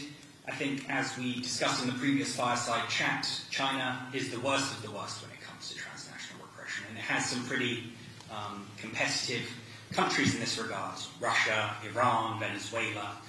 But of all of these, China, by any measure, is the worst of the worst. If we look at Freedom House's data, and they build a global data set of transnational repression, China accounts for around a quarter of that data set. We built our own data set that just looked at the targeting of Uyghurs between 1997 and 2021, and we counted over 7,000 incidents of transnational repression, and that's just China's targeting of Uyghurs, not speaking of its targeting of dissidents, people from Hong Kong, people from Tibet, Mongolia, and Taiwan, and elsewhere. So China is the worst of the worst. China's the most global of all of these actors. Our data set found China targeted Uyghurs in 44 different countries. Freedom House's data set found over 50 countries. The research by Safeguard Defenders on the overseas police stations found over 100 countries. China is targeting individuals at all different corners of the globe. And China, I think, unlike many other actors, is often indiscriminate in its targeting. Many other actors, Russia and elsewhere, are targeting individuals for specific actions, for being dissidents. But in the case of China, it's targeting individuals for where they're from, for their ethnicity. And in an article we published in Globalization, based on our research and data collection on the Uyghur issue, we said this is kind of an externalization of the genocide that's taking place within China itself. I think the one trend we've seen is a massive explosion of transnational oppression in the past few years. 97% of the cases we document in our data set happened since 2014. This is partly due to domestic developments in China, such as the launching of the Strike Hard campaign in Xinjiang in 2014, which was obviously an intensification of the ongoing genocide in that part of what is proclaimed to be China, the passing of the National Security Law in Hong Kong in 2020, the launching of Operation Fox Hunt, the international dimension of Xi Jinping's campaign against corruption. All of these and the general authoritarian crackdown we've seen in China has gone global, as Dr. Zenz said. But I think there's also things that are happening outside China that are making it a more conducive environment for China to use transnational repression. And one of these, of course, is the compliance of partners. I think most research on transnational repression has said that it often isn't unilateral. States need partners, be they private actors like technology companies or organized criminal groups or foreign governments to enable transnational repression to take place. And China has extradition treaties with 59 different countries, 45 of which have been ratified. It's using these linkages to enact transnational repression. It's using the leverage it has over many of these countries through the high levels of debt they have to China and high levels of investment to enact transnational repression on a range of different targets. It's working through Interpol to use the Red Notice system, a system that was set up to allow countries to pursue criminals abroad. It's using those to target individuals who are speaking out against the communist regime. It's creating its own authoritarian international organizations, such as the Shanghai Cooperation Organization, that has its own internal mechanisms to allow individuals to be quickly transferred between different countries. So China's reach is growing. I think it's becoming increasingly sophisticated, as Dr. Zen said, in its use of different tactics and practices. Its targets are very broad. They range from individuals who oppose the regime through to individuals who merely are viewed as threats because of their ethnic background or religious group. We're talking about Falun Gong or other Christian groups within China. And ultimately, it's also developing a very sophisticated set of actors, ranging from the United Front Work Department, to all the way through to technology companies. And it's increasingly using technologies, including AI, to use deepfakes against dissidents, where they have videos and photos purporting to be them that are doctored and manipulated and make them, humiliate them. Make them say things that they didn't say. There are various apps that are being, and malware that is being sent to dissidents, and then other individuals that are being installed on their phone and then installed spyware. So China increasingly is developing a very sophisticated transnational repression campaign that is very difficult for we who are opposed to the Chinese Communist Party, who are opposed to global authoritarianism, to resist. I think the other thing it's capitalizing on is the growing reticence towards granting asylum to individuals in different countries in Europe and the United States. It's often capitalizing on that to have individuals denied asylum and sent back to China. So I think it's an increasingly fertile field for which China can act.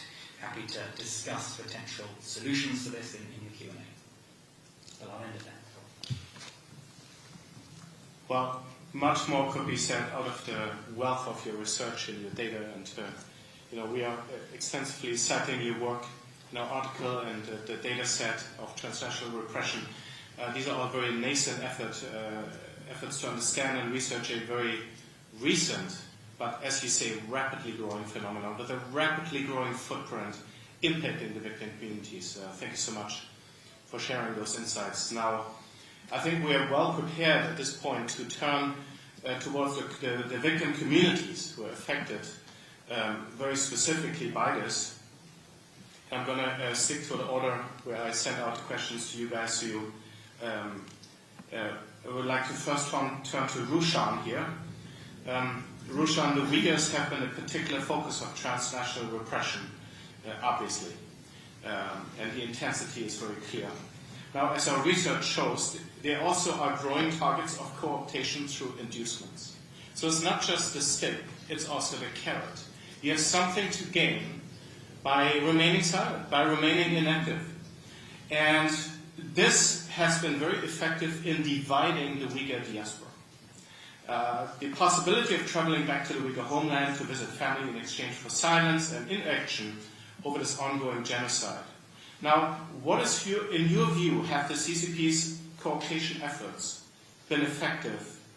And what is the way forward for the Uyghur diaspora in confronting this sort of sophisticated challenge? Thank you so much, Andy. This is a very important topic for all of us. And as I always say, this is not just about the transnational repression against the Uyghurs and the Uyghurs or Tibetans or Hong Kongers issue.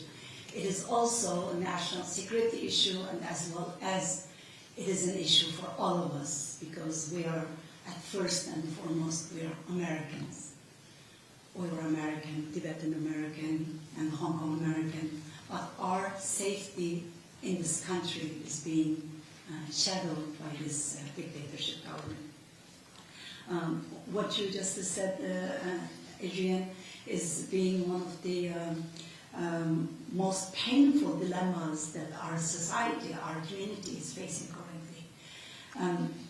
Every Uyghur is forced into the impossible choices because the Chinese government is weaponizing our love for our families, our parents, our homeland.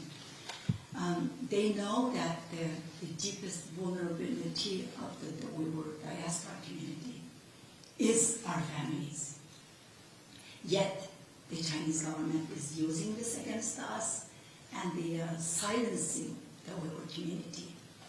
I'm just sitting here earlier when Honorable Gallagher was speaking, looking around. In this room, other than me, there's only 3 other Uyghurs. My brother, my husband, and our dear friend Alan Seto.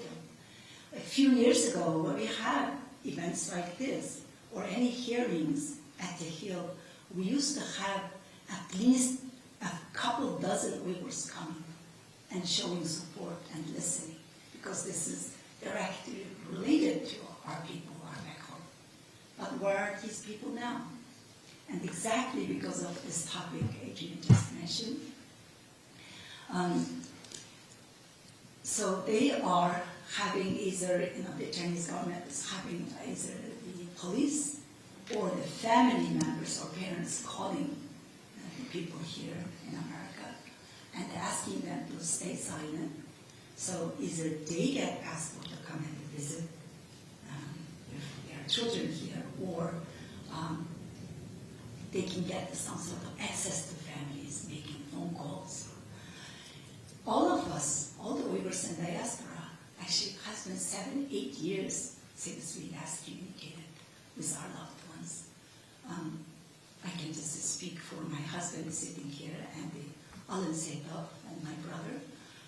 None of us has been communicated with anybody. My husband learned his father's death 8 months later, after having absolutely no communication with them since summer of 2017. And he learned that his father died in August 23, and all he knew is his father died in January. In information era, today's world, that he doesn't know exactly which day in January he lost his father, and where, in the camp or in jail? We have no idea. My sister is one of the best examples of Uyghur Americans speaking out against this mass atrocity. And a retired medical doctor. She's in jail since September 2018. Only 5 days after I participated in a panel like this at Hudson Institute. And yet we speak out because the silence is the oxygen of tyranny. And that's what they're counting on by transnational repression, by offering these kind of trips to back home, or having family members come and visit, or having some sort of phone conversation with families, or offering renewal of passports, or threatening to arrest their family members. So with all this, it's being impactful. It is actually effectively silencing the Uyghur communities.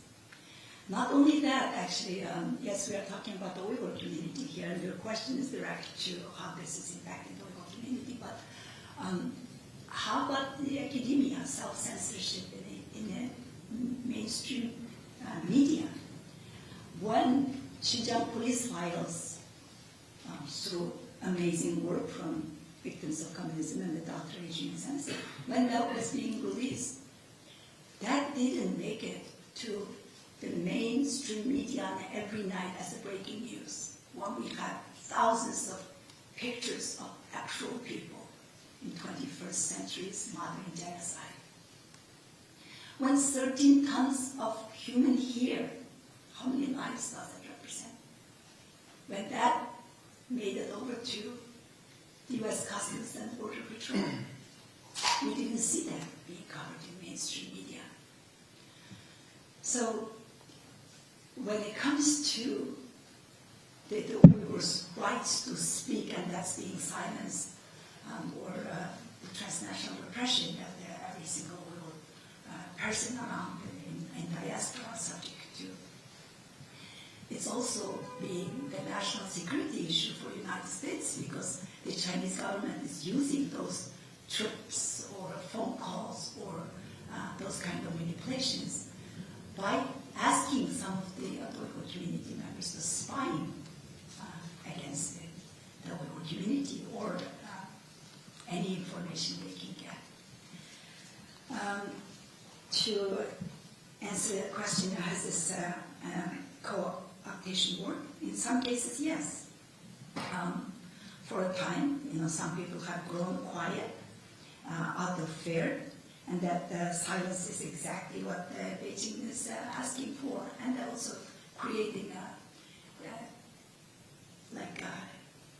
a problem or internal diversity among the Uyghur community. People are attacking each other, and calling it, visiting is wrong, or having family members come and visit is, these are not acceptable. Yes, I mean, in some cases, it feels like that we are supporting China's whitewashing the genocide.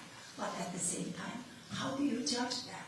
How do you judge people's love for their ailing parents, their aging parents, if they want to communicate with them while they're still alive, after 7-8 years of absolutely cut of any kind of communications?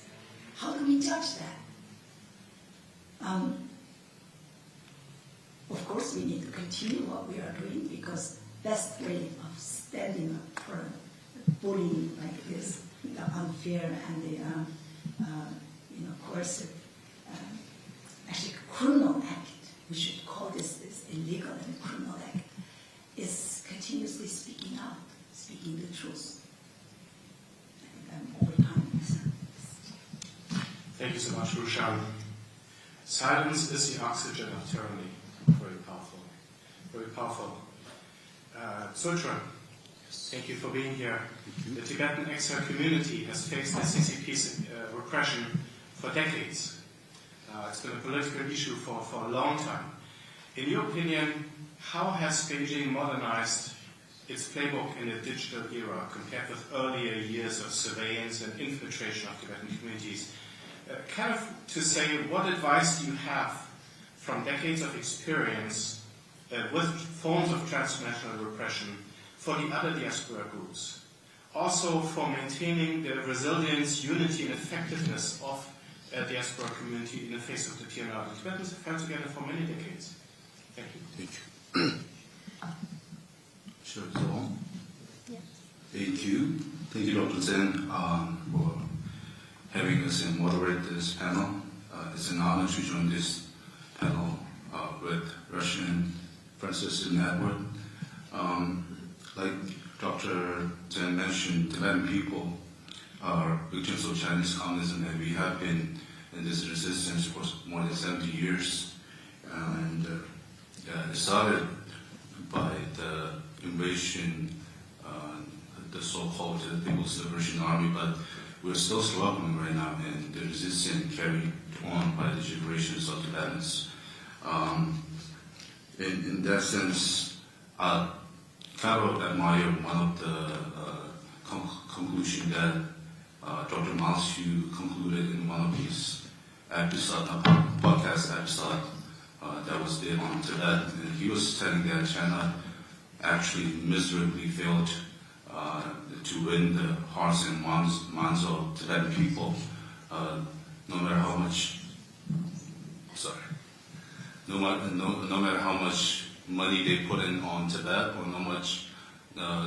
how many effort they put on to buy people out from Tibet, but they were never been a successful situation out there.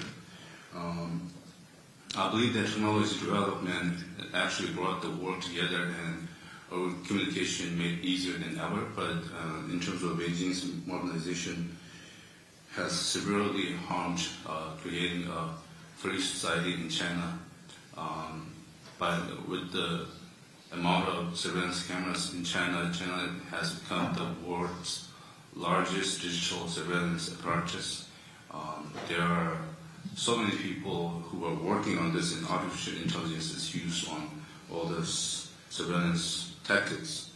And I believe that it has transformed to not only China, but particularly inside Tibet, that they were able to put the whole Tibetan community, everyone inside Tibet, into a huge digital cage that they can detect anything that you do or any move that you are trying to do for resilience for the Tibetan cause.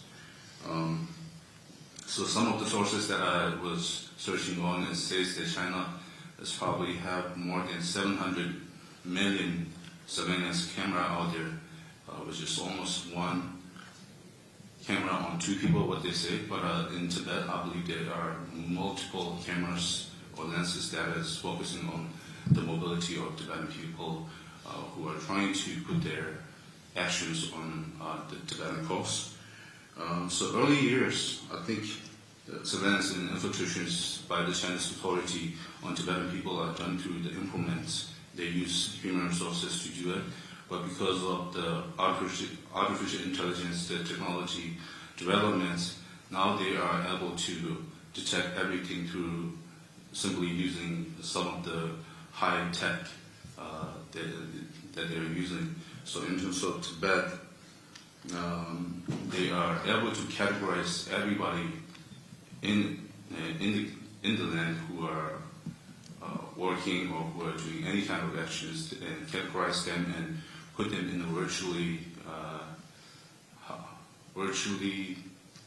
categorizable way to detect every action. So, and I think that these are some of the things that really hard for us Tibetans to counter, because sadly some of the high tech are actually came from the United States, and there's a report that came from Associated Press a month ago and talking about all the Silicon Valley companies that actually came up with all this really high tech that can detect all the actions by the people, and which was sold to China, and China is using these technologies now to oppress the people in Tibet. So similar things are definitely happening inside Uyghur community and to the other freedom fighters inside that was pressed by China.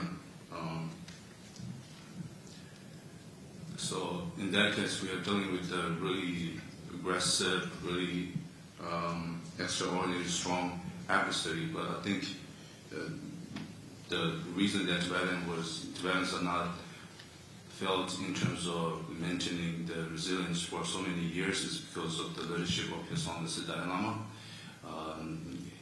and also because that we didn't lose our hope, hope for the change, hope that we believe that His Holiness can return to Tibet, and that kind of hope have never died from the Tibetan people. And another reason that I think that was able to help us to maintain our resilience was because of the democratic system that was built in exile, and the people who are diaspora are able to treasure these democratic institutions. And I wouldn't say advice to the other communities, but one of the suggestions is that not to lose hope and maintain or create or build a democratic institute that can sustain our work or sustain the movement forward. I think that would be my answer to that question. Thank you. Thank you.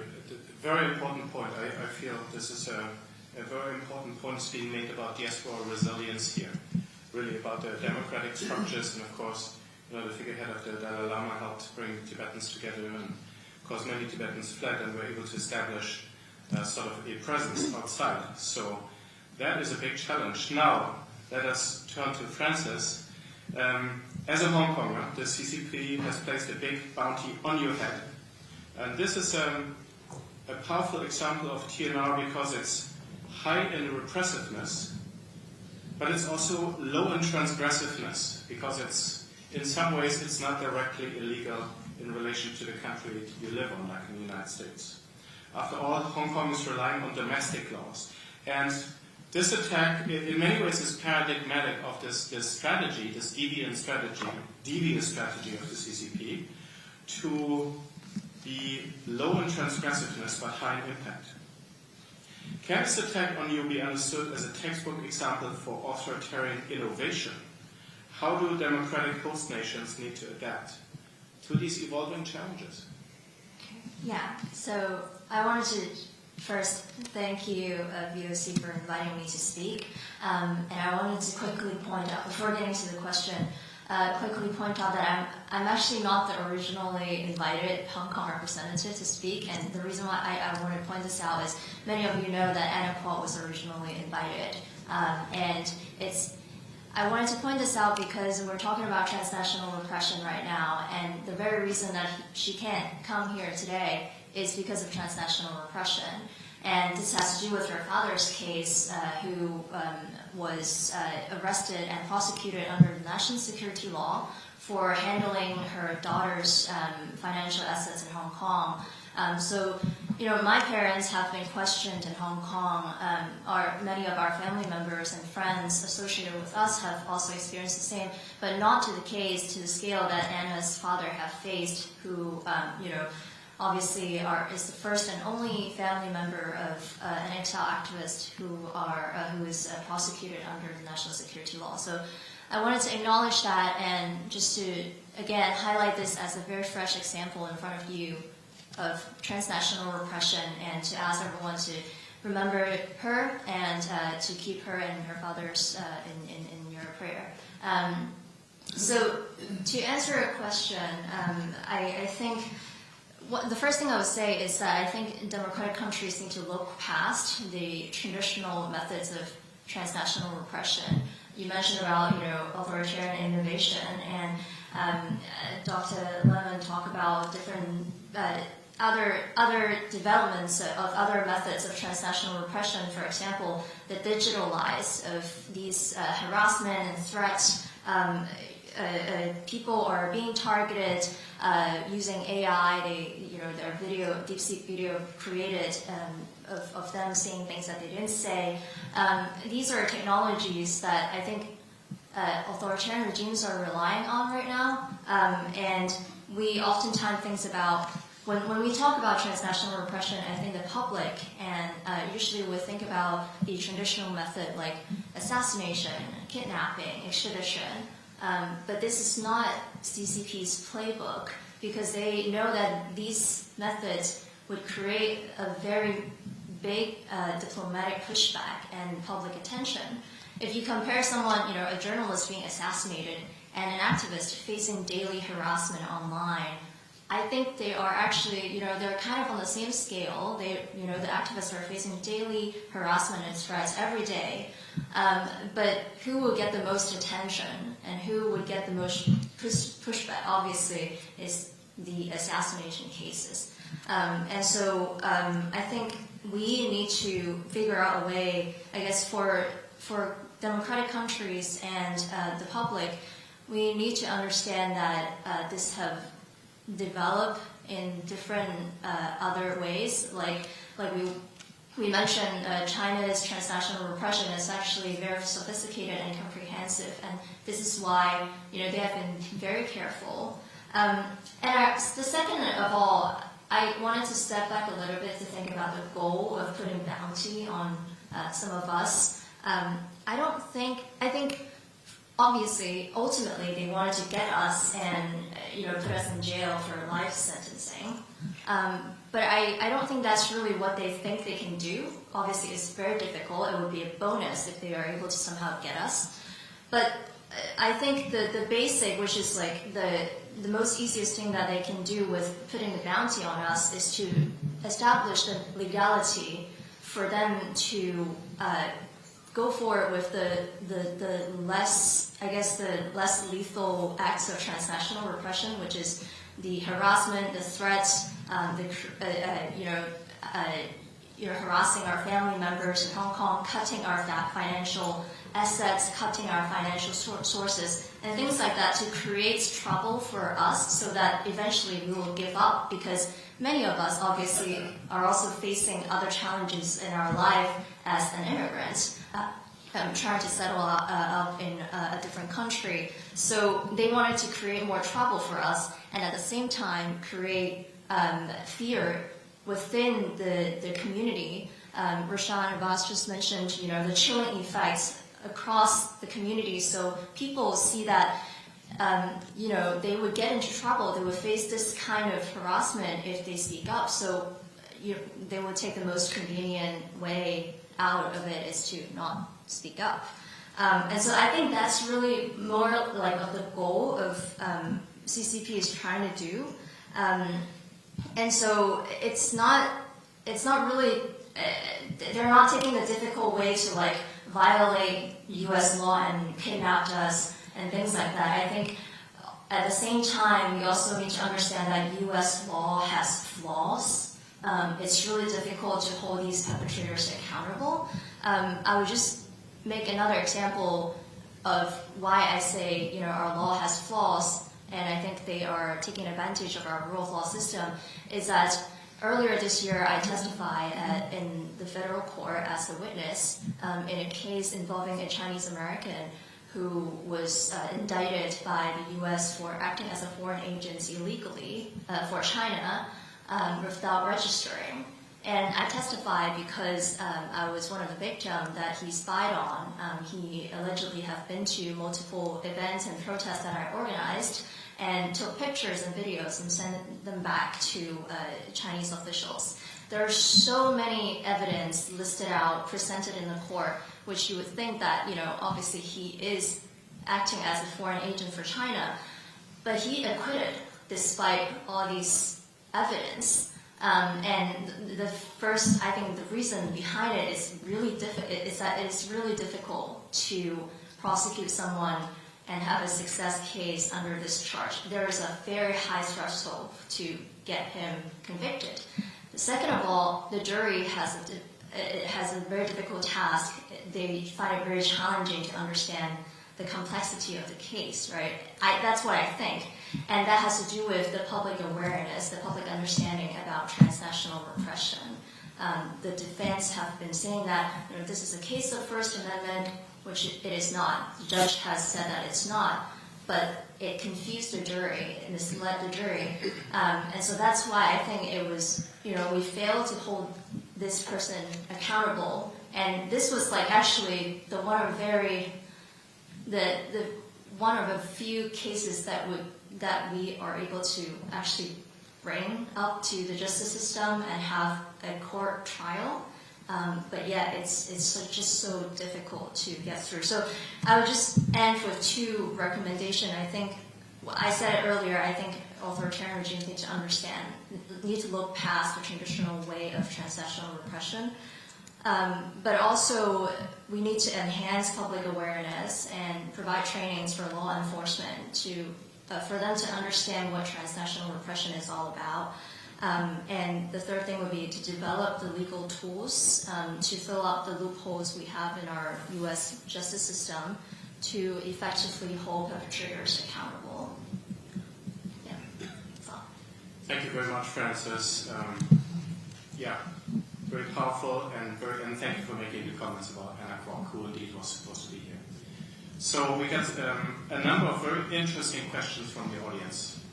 And for the sake of trying to address many of them, I'd like to ask the panelists to limit their responses to like 1 minute, as in roughly 60 seconds, maybe, plus minus. And one of the questions is exactly one I was actually considering to ask, and would be very interested to hear about. And maybe we can, and I would like Rushan, Sutram, and Francis to respond to them. Edward, you have a special question. It has your name written over it. So it'll be your turn soon. So maybe starting with Rushan, the question is basically what Francis already addressed. What measures do Western countries need to take? What would you recommend? Where are the gaps? What should they do? And another question relates to wealth. Is there also something that maybe Western companies need to do differently? And of course, this could relate to should Western governments enact something that forces Western companies to do something different to counter transnational repression? Yes, that's we have been trying to push, and there was a law actually being introduced, bill being introduced in 2023 to address transnational repression. We really need to push the bills being passed and make it law that every citizen in this country are entitled to have a safe environment when they exercise their First Amendment rights. So that's one critical thing that we could do. For the companies, same thing. As it was mentioned earlier by Representative Gallagher, the U.S. social media companies are not allowed in China. Why do we have the Chinese officials or bots or trolls come and attack us when there's a harassment and the intimidation and the threats? We call that the freedom of speech, and they are allowed to continuously do that. But when we receive death threats, videos are being released calling for our execution. Those shouldn't be counted as just a part of the freedom of speech. The accountability on the legal system is important. Thank you. Very good point. Sutram. I think Western countries definitely have more space to do more, and especially the companies who are financially tied with global financial trade with China. There have been so many cases in terms of Tibet, and I think it applies to Uyghurs and Uyghurs, that China is able to influence lawmakers in the United States, in other Western countries, and also institutions, including universities and individuals also. So in order to fight TNR, like earlier we were mentioning about the sophisticated law requirements that actually making it harder for us to counter how to stop TNR in the land of freedom. But I think we have to step up in our game and first let them know what kind of TNR is actually happening inside the country. I believe the United States is probably one of the less kind of people who are getting TNR from China, but then the other countries definitely were much how should I put it, infiltrated or was influenced by Chinese for sure. So I think we have to step up. Yeah, I think, first of all, I think the U.S. government or any democratic countries, they should work with tech companies to detect state-linked disinformation campaign and harassment, so the law enforcement would be more easily to be able to track these activities and really tackle the digital side of transnational repression. I also think that major companies have a really important task here because small businesses usually have a more difficult time to step up because they just lack the backbone and foundation to take the risk. And so, that's where I think would be my suggestion. And I also wanted to point out about the Hong Kong Economic and Trade offices that are located around the world, including 3 locations in the U.S., in Washington, D.C., in New York, and San Francisco. They are overseas offices for the Hong Kong government. They're directly under the Hong Kong government, yet they enjoy diplomatic status. They enjoy diplomatic privileges in the U.S., just like other consulates and embassies in the U.S. And they're also acting as I would say they're also spying on us, influencing U.S. policies locally here to lobby against some of the pro-democracy legislations and lobby for the Chinese government. We have been raising awareness about these HKETO offices. They are not just in the U.S., they're in the UK, in Canada, and European countries, and Asian countries. And even in the UK office, there are officers being prosecuted for espionage, specifically in the UK, and that's something to look into. That's probably what they're doing in the US, and we need to really reconsider their status and revoke their status and shut them down in the US. As an outpost, I think they're an outpost of the Hong Kong government, just like the secret police station for the Chinese government. Thank you. Thank you for all these contributions. A lot of work is ahead, a lot of regulation, a lot of understanding. And speaking of understanding, we have a slightly more sort of an understanding question about the nature of TNR, directed specifically towards Dr. Lemon. Could you speak a bit more about the economic components of TNR? Is it individually focused or state-focused in some regions? And I guess the concept of state, like TNR, not just focused on individual, but on an entire region or state. What would you say to that? Well, I think to answer the first part of the question, economics and financial issues interplay with transnational repression in a number of ways. I think firstly as a driver, China has used transnational repression to pursue individual support as part of its anti-corruption campaign. Other countries like the United Arab Emirates, for example, uses Interpol really as a debt collector. Right? If you accumulate credit card debt in the UAE as a resident and then leave the country, they'll try and pursue you through Interpol to try and have you arrested and then use that as leverage to bring that money back. So I think it can drive transnational repression, and they'll also use transnational repression to make individuals' lives very difficult. Open a bank accounts, have assets seized, have the assets of your family confiscated in your home country as part of proxy repression.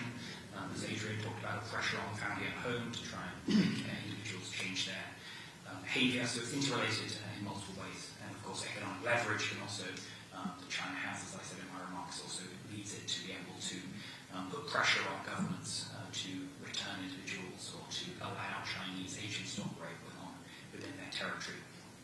In terms of whether transnational repression is very targeted or more general and more statewide, I think the Uyghur case is distinct, and the Tibetan case as well, and insofar as these individuals are often targeted not just because they have done anything, but because they're from that country. It's really an externalization of those internal genocidal policies. And in general, I think, as the other panelists have mentioned, part of the goal is of targeting one individual is often to create this climate of fear, so that everyone, even if they're not directly being targeted, they assume they're being surveilled, they assume they're being monitored, they assume that they are unsafe to take certain actions. So I think even if it's targeted, it's often about creating a climate of fear. And maybe that is part of the problem also of states addressing TNR, because TNR on the one hand is individual, and then you try to prosecute individuals, right? Or you try to come to grips with repression or cooptation access to individuals. But then the problem is that it's systemic.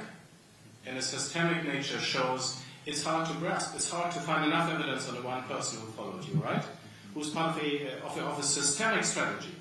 So yeah, thank you very much for these remarks, for helping us grapple with the complexities of the challenge that we are addressing here. Now, a very interesting question by somebody from the audience who says, beyond image doctoring, is generative AI being used to automate and scale transnational repression and expand it to anyone, regardless of origin, who speaks out against the CCP, or more broadly, how does the emergence of AI change the efforts also to combat TNR? Okay, so the kind of a two-phase question. On the one hand, AI helps states like Beijing as a multiplier of transnational repression, but it could also be used to combat transnational repression. Any of the panelists is welcome to respond to this. Rusha. Actually, we are in subject to every aspect of the digital and the AI generated attacks against our reputation and the character assassination by the CCP. They are using the technology to achieve their goals, to do the TNR in the next level. So I think, again, it comes back to the companies, holding those companies accountable. So the Beijing is not going to do that, but you name it, like deepfake and the images, AI-generated pictures, all kind of, like my X account, I have to disable the comment section every time I post something, because if I don't, then within like an hour, I've got like tons of really, extracted pictures and the comments and just different names and different things. Even I've got so many fake accounts on the X that are confusing people, and they create the story, my picture, and they even posting some of, reposting some of my own posters, just confuse people. So the Beijing is using every aspect of technology in the best way they can. It is definitely, Beijing is definitely using AI to detect every single action that all the interested people that they want to find it out. It's already been an algorithm-driven world, and all the algorithms that Chinese authorities setting up for not only the authority but all the tech giants in China who are actually running out the whole system are needed to report everything to the Chinese authorities. So in that sense, for instance, we are using WeChat in United States. We are using Red Note. All those apps, they can detect what you are saying, what you are doing, and at a certain level, even you are trying to reach out to the family members who are inside Tibet, they can detect who are you are connected with. So in that kind of sense, they're definitely using it, and they are also trying to use these platforms to sometimes to threaten you that not to post any actions by using those family members who are inside the home country. I wanted to bring out an example recently of AI video created on Hong Kong activists. The AI videos recently have circulated around the UK Hong Kong community, which impersonates the Hong Kong activist in the UK, having kind of like a Zoom call between three of them.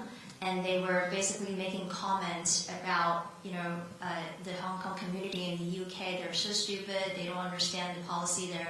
And none of them have said that in real life. But that video was created, and you can see the motive behind that is that the CCP is trying to divide the community, to force to portray their character as, they're betraying their community. They are talking bad things behind them, privately in closed door, which never happened. But that, shows the intention, which is to, character assassination and all that.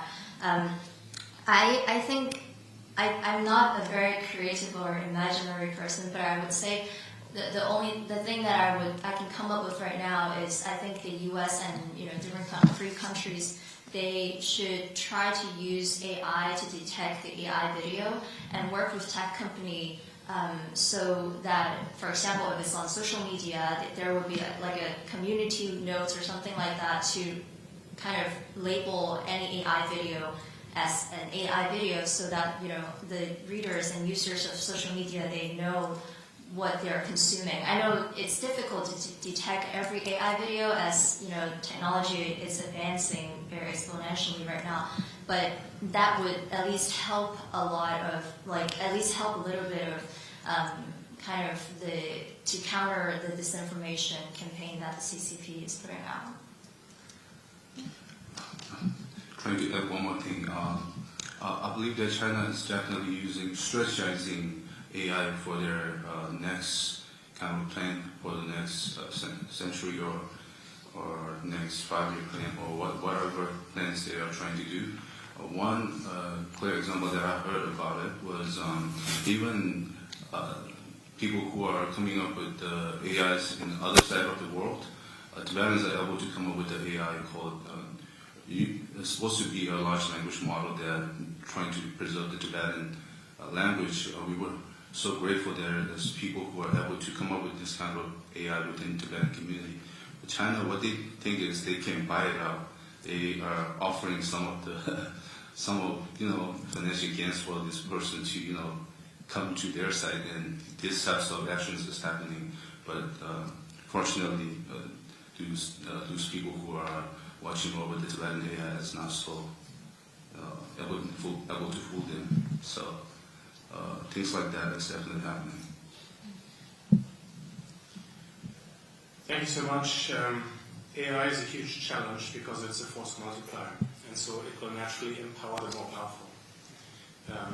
Just like people say, AI will empower those in the workforce who are already more ahead, more intelligent, more powerful, more resourceful.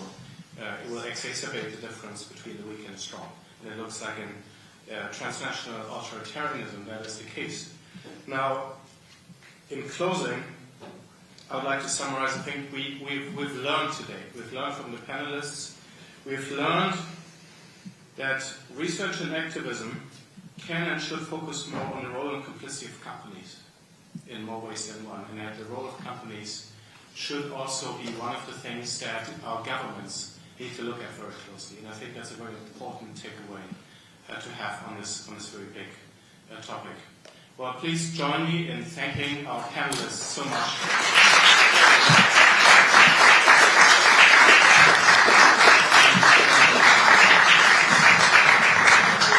Thank you, and we will have a book talk with a book involving Rushan Abbas's most recent book, Unbroken in the Face of Transnational Repression, and later on there will be a reception. Sorry, did I steal your? No, okay. So I think right now, if you wanted to take a bathroom break, since we didn't really get a chance to do any of that earlier, please feel free to do so, and then we will meet outside of here in the lecture hall to hear from Roshana Abbas and her wonderful book that I had the pleasure of reading, and her powerful story about her sister. So the bathrooms are right out front, and we'll see you in the lecture hall. Thank you. It's so cold here. It is, yeah. AC blows on it. It's a design flaw. It's keeping us awake. Wait, they blow from the... Yes, from the floor. The air conditioning.